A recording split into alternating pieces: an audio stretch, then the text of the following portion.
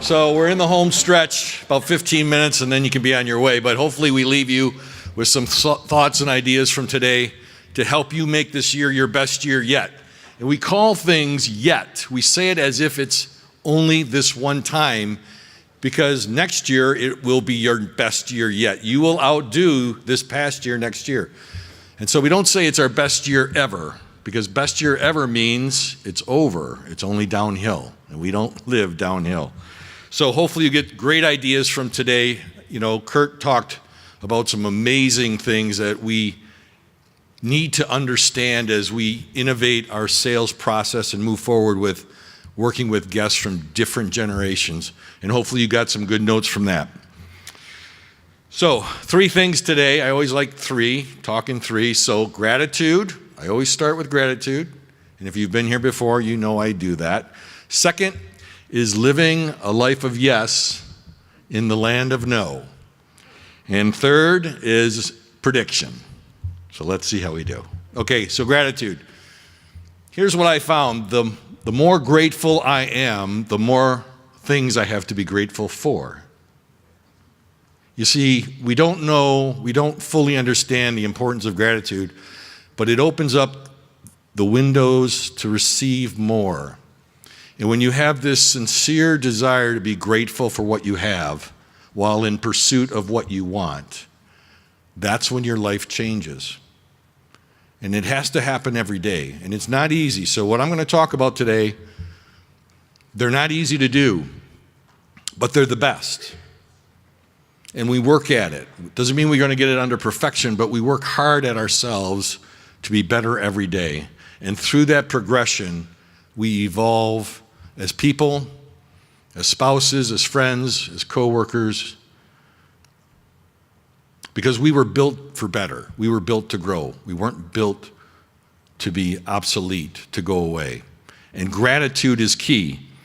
But a part of gratitude that gets missed, as a matter of fact, I've never spoke of it here today or any of these kinds of meetings, is forgiveness.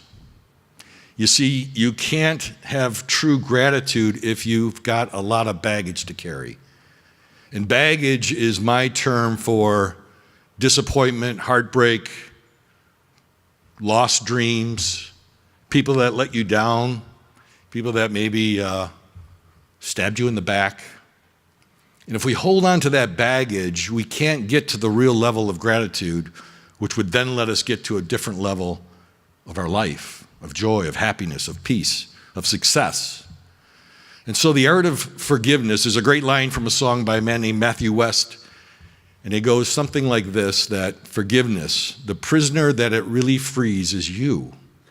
You see, we see forgiveness as a thing we do for the other person, but who we're really doing it for is ourselves. Because if we carry this baggage, this stuff, we won't go to where we can go. We'll never reach the level we can fully reach. And I'm not saying it's easy, but it's the best. So I have an illustration for you. So picture, if you can, in your mind's eye, I have a glass, and it's full of mud. And it's the good mud, you know, the sticky, thick stuff, the kind when you step in it, you almost can't pull your foot out of it without losing your shoe, and it makes this sucking noise. You got the visual? Yeah, so the glass is your mind, your very being, and the mud is all that stuff, all that disappointment, the frustration, the lost dreams. You can't dump it out. It's the sticky mud. It doesn't come out. But if you don't get rid of it, you can't have a clear mind. So what you have to do is you have to pour clean, pure water into the glass. And through time, through erosion, it starts to work away at the mud. Slowly at first. But the more water you pour in, the quicker the erosion begins to happen. The quicker the mud begins to dilute and go away until there's no mud left. And gratitude is what puts our mind in the place, along with forgiveness, to be able to begin to get that mud out. And I share that with you because it leads into the second thing, living a life of yes in the land of no. So unfortunately, don't know why, but in this life, all good is attacked. Jim Rohn taught us that. It's just how it is. And the way to be brilliant is just know how it is. You can't say, well, it shouldn't be like that. Well, here's a clue. It is. And you have to live that simply. And so we've been programmed through our life, through a lot of different ways, to believe that we aren't good enough. We can't have big dreams. We can't go for more. No, no, no, no, no, no, no.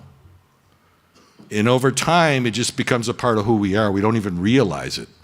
But to go to your highest level, you have to get to a place of yes. And you have to be able to live in this land of no with a yes mentality. Yes, I can. Yes, I will. Yes, I'm good enough.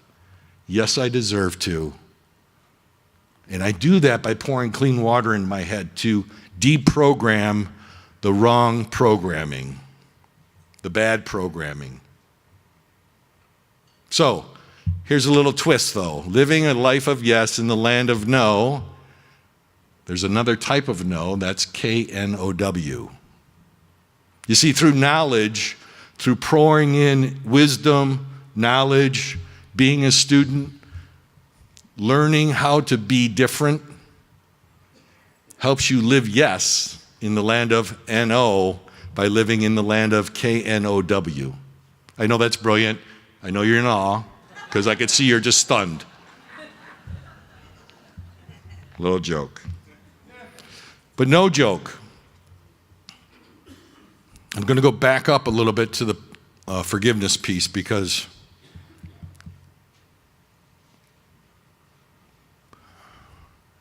so here's a great story. And it's amazing when you're looking for things in preparation for today, how stories come their way when you put it out to the universe and how the universe responds. So just a week ago, I don't watch a lot of television, but I happened to be flipping channels. I stopped in the news and they were running a story about a man. And it's a sad story, but it's got a great ending. So the man was a runner and a bicyclist. He liked to ride his bike for exercise. And one day, he was riding on the side of a road and got hit by a car. 32 broken bones. And laying on the side of the road, this is what he said, laying on the side of the road, for some reason he had the presence of mind that he had to forgive the driver immediately. That the driver didn't intend to do it. It wasn't on purpose. It was an accident. Now picture this, because I try to put myself in people's place. Picture being laid out on the side of the road, broken bones, and having the presence of mind to say, I have to forgive this person. Goes to the hospital, doctors tell him, don't think you'll ever walk again. If you do, it will be under assistance, but it'll never be the same. And he kept forgiving the young man. So through therapy, surgeries, over periods of time, here's what eventually happened. He decided to run a half marathon, 13 miles, and here's how he did it. He ran with his surgeon on one side and the young man who hit him on the other. He finished the race with the surgeon, and they both realized the young man who had hit him had lagged behind. And so they turned around and ran back to get him to help him finish the race. And I can only hope that I have that level of ability to be that forgiving. And so as you quest for your best year yet, I want you to remember the importance of being grateful for what we have here, because I don't take this room for granted. I started here quite some time ago when 2 people on the sales floor today and we wouldn't get enough. President's Club then was $350,000 for the year. Yeah, Ruth did that last month. So be grateful for what we have today. Appreciate the day and appreciate every day. Ladies and gentlemen, you can make a list a mile long of all the things wrong, or you can make a list a mile long of all the things that are right. It's all up to you. But decide to live a life of yes in the land of no. Think about what we do in sales, right? You're told no 1,000 times a week. No, I'm just looking. No, I don't need help. No, we're not buying today. No, I need my wife. No, we have to measure. No, no, no. But we have to step above that in order to do what we do and to service our guests. So live a life of yes in the land of no. Okay, third, prediction. So I've been here before and I've told you that I am the reincarnation of Nostradamus and I can predict the future. Here's what I found out this past year. Many of you don't know who Nostradamus is. And I stand up here and give this big presentation to half an audience that hasn't got a clue. So here's who Nostradamus was. He was a physician, a French physician in the 1500s, and he wrote quatrains. Quatrains are a prediction that's written in the form of a poem. He wrote over 900 of them, and many people believe that they were predictions for the future, even up to this date. And so I can predict the future. But here's my message for you. You do predict your future. Every day, what you think, what you say, how you see things predicts your future. And my question for you is, what future are you predicting? So listen to yourself very carefully. Not just the words you say, but the words you think. Are you predicting a life of joy, a life of happiness, a life of success? Or are your words building a different vision of what's going to happen? And so guard your words well. Think through how you think. Understand that you've got this mud, and I've got to pour a ton of clean, fresh water to flush it out, to make room for the good thinking. Because I know this,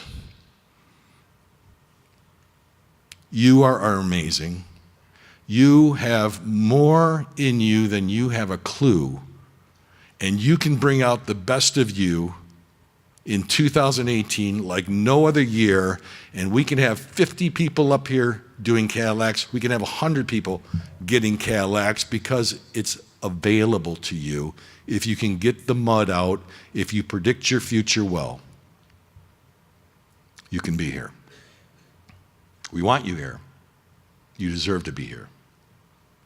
Okay, in closing, thank you. Thank you for being here today. It's a long day. It's a day of your life. We're only given a handful of days, and you've spent it here. And our whole purpose of being here was, one, to say thank you, to appreciate all of you, because you are what makes us great. Two, hopefully to inspire you and to motivate you to even become greater than you already are. And three is to thank people for working hard, their commitment. We've got a long history of associates who are bleeding Aardvan furniture, and we want that to continue. So I wish you God's blessings in 2018. Have a safe drive home, and let's rock 2018. God bless you all.